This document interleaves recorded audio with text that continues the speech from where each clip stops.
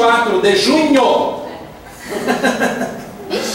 de 2012, domingo. Jesus tem pão todos os dias. Se você crê que Jesus tem, diga: Jesus tem pão todos os dias.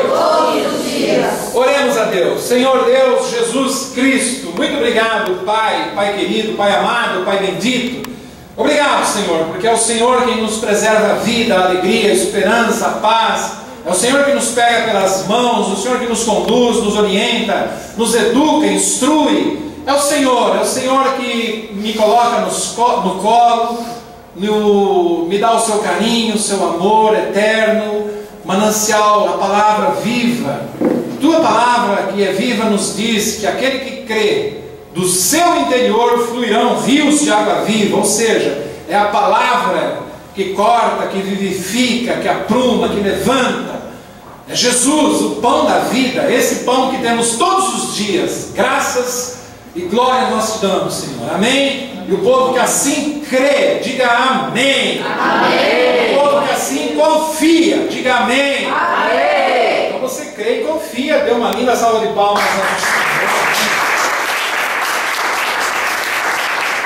Glória a Deus.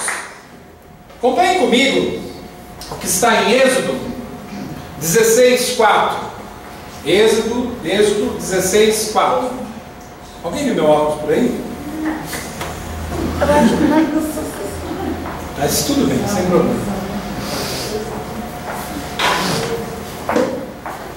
Obrigado.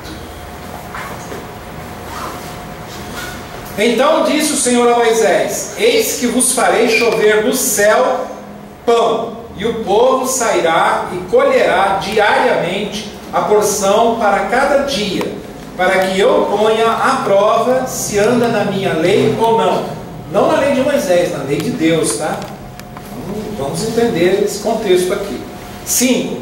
Dar-se-á que ao sexto dia prepararão o que colherem, e será o dobro do que colhem cada dia. Por quê? Porque era um dia de descanso, então Deus, naquele sexto dia, faria chegar 2 pães, 2 medidas para a alimentação, para que não faltasse no dia seguinte, né? Tanto é que alguns escondiam, né? E depois engolorava, ficava apodrecido. Então Deus prepara, e depois essa confirmação está lá em Mateus 6, no capítulo 6, né? Que Deus prepara tudo para o seu dia. Por isso que nós não devemos andar ansiosos pelo dia de amanhã, preocupados pelo dia de amanhã. Em Mateus 6,34 depois diz: o amanhã trará os seus cuidados. Por quê? Porque é Deus quem traz esses cuidados. O futuro pertence a Deus. Amém, igreja? Você entender tudo aquilo que é do Velho Testamento e é confirmado na graça, é para nós. Aprendemos isso no estudo bíblico, né, passado. Às vezes as pessoas falam: vocês da graça são interessantes, né? O que é bom no Velho Testamento vocês ficam, o que não é vocês rechaçam, e depois todas as promessas melhores e superiores são para vocês. Assim fica fácil. Não, não é que fica fácil. Nós entendemos a palavra. Tudo aquilo que passa, além da filtragem das cartas de Paulo, e é confirmado na graça, sim, é verdade, é para nós. E aí eu dei o exemplo do sábado, e aqui é uma alusão ao sábado, né? No sexto dia, porque no sétimo seria o descanso, o sábado do judeu, né? Do judeu, não nosso, tá? Então a gente precisa entender aqui, figurativamente, para nós depois o que seria. Então, para os dias que parecem, mas apenas parece, que você não tem, Deus compensou, ou antes, ou compensará depois. Por isso eu abri o culto com o versículo: todas as coisas cooperam para o bem daqueles que amam a Deus. Então, a gente vive o presente. O presente é muitas vezes, em alguns momentos, né, para uns, raros para outros, mas nós todos passamos por presentes que às vezes nos afligem, nos perturbam, nos preocupam, deixam a gente ansioso, não é verdade? Então a gente precisa olhar para esse versículo de Romanos 8:28, precisa olhar para o pão que Deus tem todos os dias e saber que se Ele não provisionou antes, o depois Ele já tem determinado para compensar também. É que no durante, no presente, às vezes machuca, às vezes dói, e nós precisamos entender que Deus tem tanto antes como depois. Não só o dia que você está vivendo. Entregue, né, os teus caminhos ao Senhor, confia nele, e o mais Ele fará. Qual é esse versículo? Salmos 37:5. Então, é necessária essa confiança, senão a gente só chamado de crente, mais nada. Ah, ele crê na palavra, crê, e aí? O que tem sido essa fé fruto nas nossas vidas hoje? O que é que tem sido? A gente tem que colocar tudo isso à prova. Amém?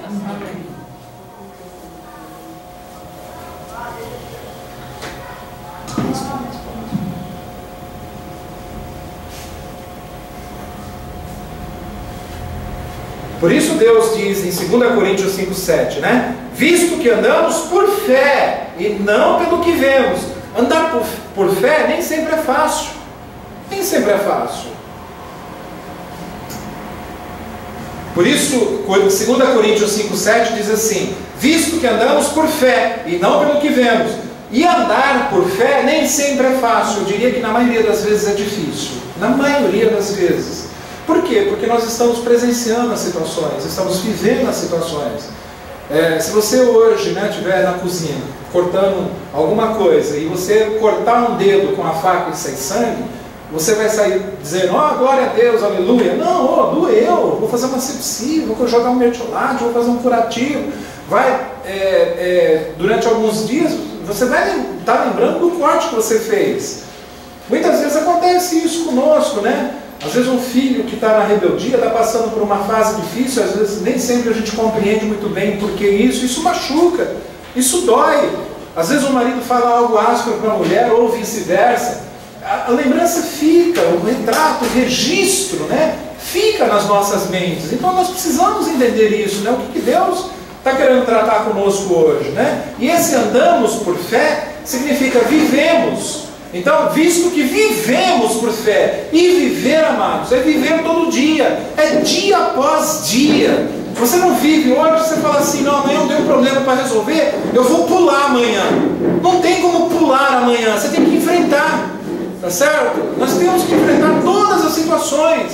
Elias uma vez viu o poder de Deus tremendo na terra, e aí um dia ele recebeu uma acusação, logo depois desse poder tremendo de Deus, ele se enfiou numa caverna, ele quis a morte. Eu não vou enfrentar Jezabel, não vou enfrentar aquele rei, não vou enfrentar aquele império, não vou enfrentar mais nada, eu estou deprimido, eu vou para a caverna. Muitos hoje se enfiam numa caverna e não enfrentam as situações que precisam enfrentar, amados. Eu vou dizer para vocês, assim, do fundo do coração de Deus, para que você entenda hoje. Enfrente todas as situações que te tiram a paz. Filho de Deus é para viver em paz. Se algo hoje está tirando o seu sossego, o seu norte, a sua orientação, a sua paz, a sua alegria, o seu gosto de viver. Eu conheço muitas pessoas, amados, que estão passando por desertos terríveis. Uns não suportam a onda que está vindo, outros suportam, outros tiram de letra. Geralmente quem tira de letra é porque confia em Deus e sabe que vai passar. Sabe que vai passar. Sai para você, vai passar. Diga se você crê, vai passar. Vai passar. Amém. Êxodo 17, na parte A do versículo diz assim: eis que estarei ali diante de ti sobre a rocha em Horebe, ferirás a rocha e dela sairá água e o povo beberá. Amados, era no deserto. Diz, fere ali a rocha. Você está precisando de água, você precisa de palavra, fere a rocha, fere, toca no coração de Deus, e de lá virá aquilo que você necessita. Amém. Aqui está um povo, mas que não é mais para viver, sabe, dependente de pessoas, dependente de situações, não, depende somente e exclusivamente de Deus. Eu gostaria muito de contar duas passagens que me falam muito ao coração nos livros históricos, de João, Marcos, Lucas e Mateus. São duas passagens tremendas. Jesus Cristo fez por duas vezes esse mesmo milagre. Claro que com quantidades diferentes, em locais diferentes, mas o milagre foi o mesmo duas vezes. Jesus ressuscitou, Jesus curou, Jesus fez da água, fez vinho, mas esses dois milagres foram à vista de milhares de pessoas, E nós não vivemos isso hoje. Hoje nós corremos atrás de muitas coisas, Nós corremos atrás de muitos sinais. E a Bíblia Sagrada nos diz que os sinais estava lá no futuro, mas é para hoje, porque eram as melhores e superiores promessas. É uma promessa, é evidente que é para o futuro, mas é para o futuro hoje, para aquele que crê. Os sinais hão de acompanhar os que creem. Então não é para você correr atrás dos sinais, correr atrás dos milagres, correr atrás dos prodígios feitos de homens, não. Os sinais hão de acompanhar os que creem. Você vai estar em casa assistindo uma televisão, você vai estar em casa lavando roupa, você vai estar pregando, vai estar no seu trabalho ali trabalhando. O milagre vai chegar, a situação, tudo vai se abrir, o entendimento vai se abrir. É isso que nós precisamos, amados, nesses últimos dias, se apegar a isso. Se nós não nos apegarmos a isso, nós sucumbimos. Amém? Amém. Então vamos lá, na primeira. Mateus 14, 13. Jesus, ouvindo isto, retirou-se dali num barco para um lugar deserto, à parte, separado. Sabendo as multidões, as multidões souberam e vieram da cidade seguindo-o por terra. Amados, vieram de cidades, ou seja, eram de longe, e foi por terra. Jesus está lá. Foram até onde Jesus estava. 14. Desembarcando, viu Jesus uma grande multidão, compadeceu-se, ou seja, sofreu juntamente com aquela multidão dela e curou os seus enfermos. Primeira coisa que Jesus fez, chegou essa multidão, vieram de longe, ele viu que haviam enfermos. Primeira situação, cura os enfermos. Jesus se compadece deles. 15. Ao cair da tarde, vieram os discípulos a Jesus e lhe disseram: o lugar é deserto e vai adiantada a hora. Despede, pois, as multidões para que, indo pelas aldeias, comprem para si o que comer. Jesus, porém, lhes disse: é fácil, né, mano? Aquilo que eu falei outro dia, se coloca na história, se coloca como uma pessoa que foi lá ver Jesus, se coloca como uma pessoa que veio de longe. Cláudia veio de Vicente Carvalho, até pouco tempo andava de bicicleta para chegar aqui. Ministra Adriana muitas vezes veio também de longe, chegava até a igreja, sabia que havia uma palavra que seria bálsamo para a sua vida. Não importa, passa por inúmeras igrejas antes de chegar aqui. Por que não vai para outras igrejas? Então saiba de onde está Jesus. Você hoje já tem discernimento para saber onde está Jesus, Antes de mais nada, está aí no seu interior. Antes de mais nada, Seguindo. E vai adiantada a hora, despede, pois, as multidões para que, indo pelas aldeias, comprem para si o que comer. E eles deixaram o encargo das próprias pessoas, E aí Jesus, porém, lhes disse: não precisam retirar-se, dai-lhes vós mesmos de comer. Mas eles responderam: não temos aqui senão 5 pães e 2 peixes. Quem conhece essa passagem? Passagem conhecidíssima, Conhecidíssima. Quem não conhece, vai conhecer hoje. Então ele disse: trazei-nos, ou seja, Jesus pediu para trazer até ele. E tendo mandado que a multidão se assentasse sobre a relva, tomando os 5 pães e os 2 peixes, erguendo os olhos ao céu, os abençoou. Depois, tendo partido os pães, deu aos discípulos e estes às multidões. 20. Todos comeram e se fartaram, e dos pedaços que sobejaram, ou seja, sobraram, recolheram ainda 12 cestos cheios. Amados, havia uma multidão. Crianças, adultos, os adultos, homens, mulheres. 5 pães, 2 peixes. Jesus multiplicou ali os pães, multiplicou os peixes. Então, Jesus tem pão. E mais do que pão, Jesus tem fartura. Fartura significa abundância. Jesus fez sobrar. Jesus fez sobrar. E Jesus não fez sobrar o pão aqui e o peixe. Jesus fez sobrar o alimento. Jesus fez sobrar a alegria. Jesus fez acalmar ali o pessoal que estava com fome. Olha a outra passagem que é igual a essa, só que agora com outras nuances, Marcos 8:1.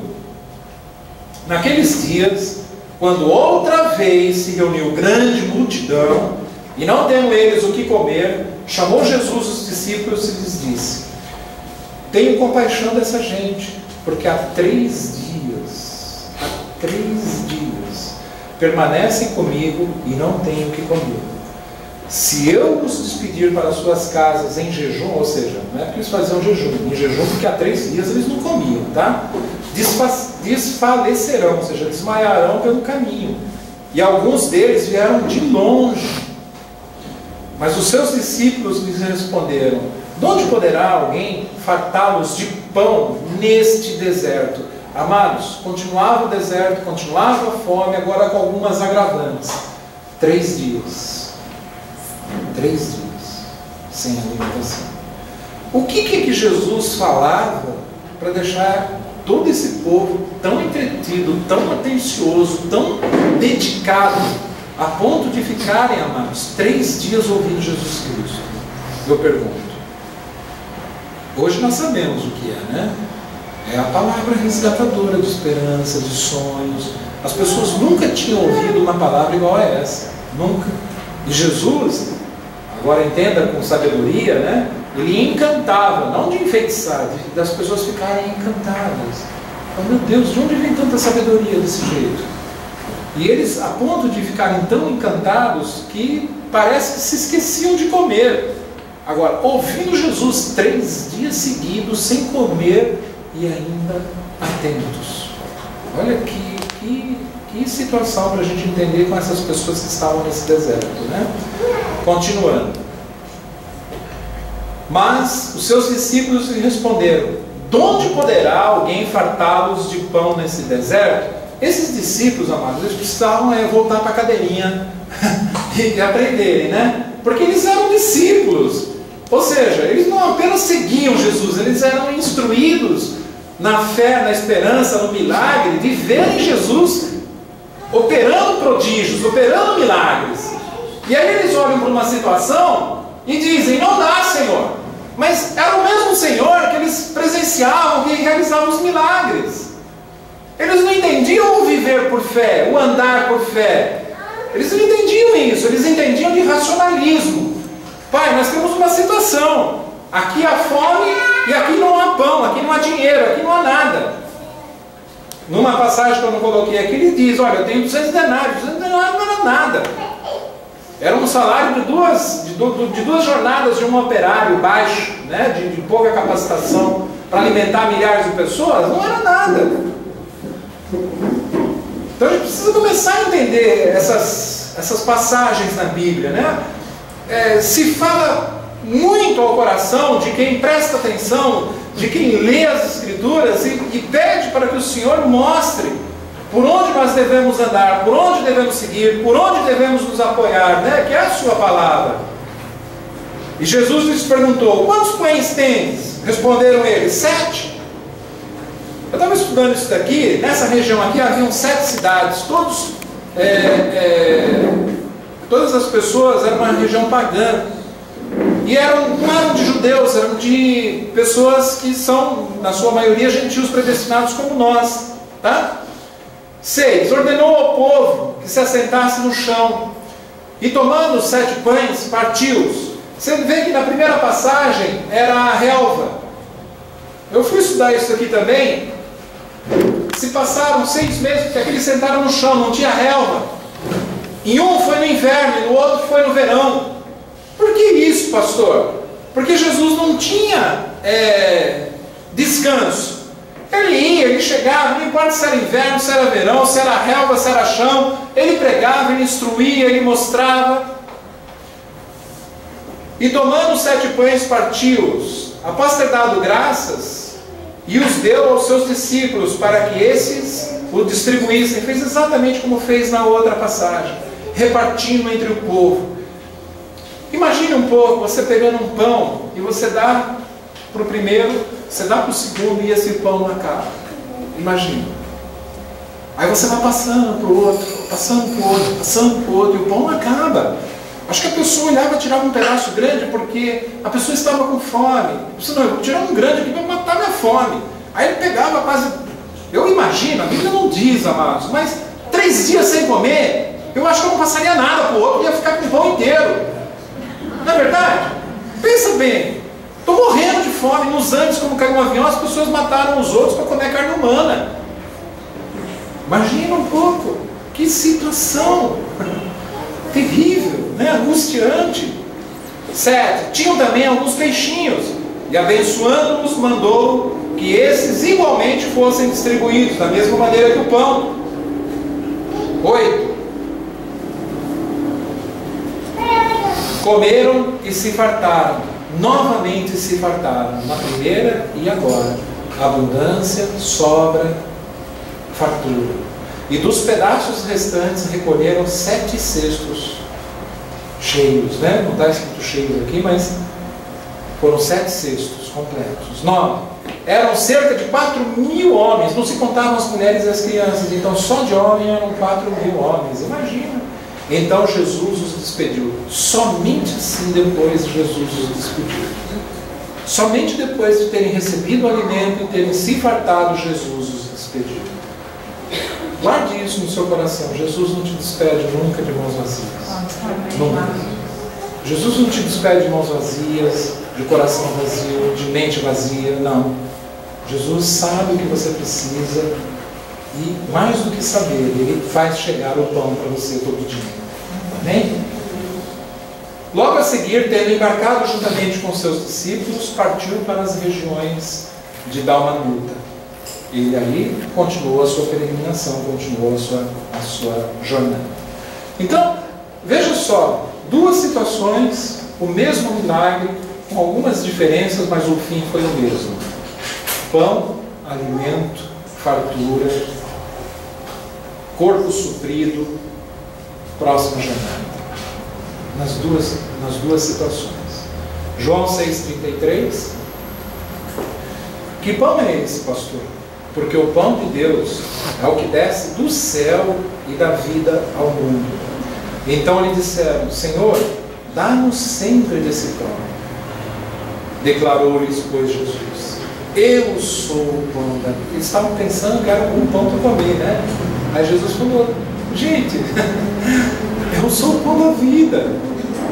Do que você tem falta? Se alimente de mim. Abra, por favor, em João 6. Meu colocar um versículo agora para falar com Deus. João 6.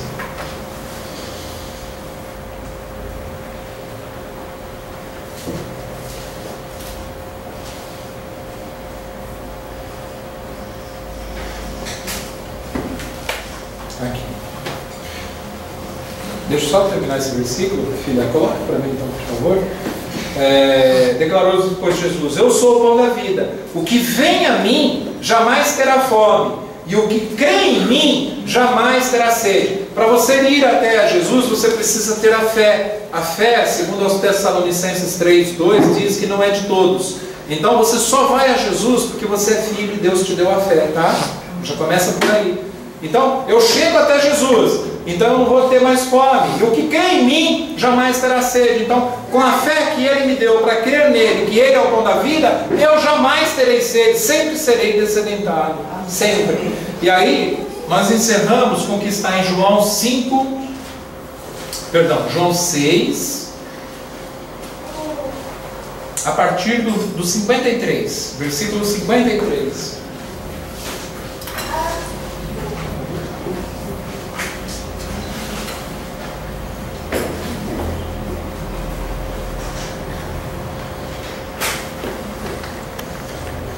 Respondeu-lhe Jesus: Em verdade vos digo, se não comeres a carne do Filho do Homem, se não comerem a carne de Jesus, Filho do Homem, que é aquela alusão que se faz a Jesus Cristo, tá? Pode ver que está com letra maiúscula. E não beberdes o seu sangue, não tendes vida em vós mesmos. Então, não tendes Jesus, não vai crer. Quem comer a minha carne e beber do meu sangue tem a vida eterna, e eu ressuscitarei no último dia. Pois a minha carne é verdadeira comida, e o meu sangue é verdadeira bebida. Quem comer a minha carne e beber do meu sangue, permanece em mim e eu nele. Assim como o Pai que vive me enviou, igualmente eu vivo pelo Pai, também quem de mim se alimenta, por mim viverá. Este é o pão que desceu do céu, em nada semelhante àqueles que os vossos pais comeram e contudo morreram. Aquele lá no deserto que eu li há pouco em Êxodo, né? Quem comer este pão viverá eternamente. Estas coisas disse Jesus quando ensinava na sinagoga de Cafarnaum. Porque fica parecendo algo louco. Quer dizer que eu vou ter que beber sangue, vou ter que comer carne? Isso é uma parábola. Isso daqui é para que entendamos que o pão que desceu do céu é o próprio Jesus Cristo, que nos alimenta com a sua carne, que é o pão vivo. Está escrito isso aqui, amados. E o seu sangue. E aí, para fechar, ele diz, né, 60, muitos dos seus discípulos, tendo ouvido tais palavras, disseram: duro esse discurso, quem pode ouvir? Mas Jesus, sabendo por si mesmo que eles murmuravam a respeito de suas palavras, interpelou-os: isto vos escandaliza? Que será, pois, se virdes o Filho do Homem subir para o lugar de onde estava primeiro? O Espírito é o que vivifica, a carne para nada aproveita. As palavras que vos tenho dito são Espírito e são vida. Contudo, há descrentes entre vós, pois Jesus sabia desde o princípio quais eram os que não criam e quem o havia de trair. E prosseguiu: por causa disso é que vos tenho dito, ninguém poderá vir a mim se o Pai não lhe for concedido. À vista disso, muitos dos seus discípulos o abandonaram e já não andavam com ele. Então perguntou Jesus aos 12: porventura quereis também vós outros retirar-vos? Respondeu Simão Pedro, né, o apóstolo Pedro: Senhor, para quem iremos? Tu tens as palavras da vida eterna.